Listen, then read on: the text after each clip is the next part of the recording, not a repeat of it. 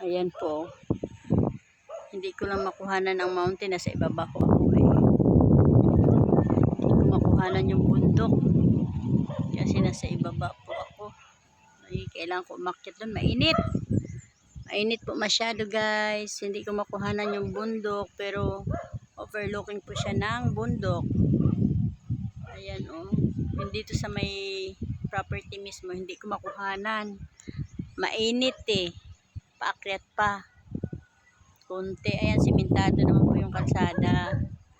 Kabila. Ayan. Ano lang ho ito. Konti lang to. 1.3 hectares. Ayan po siya oh. Tripping kami katanghalian tapat. Pwede siya Airbnb. Pwede ka magligay ng resort. Mga swimming pool. Yan. Pwede ka dyan. Ayan guys. Yan lang po siya oh. Hindi ko siya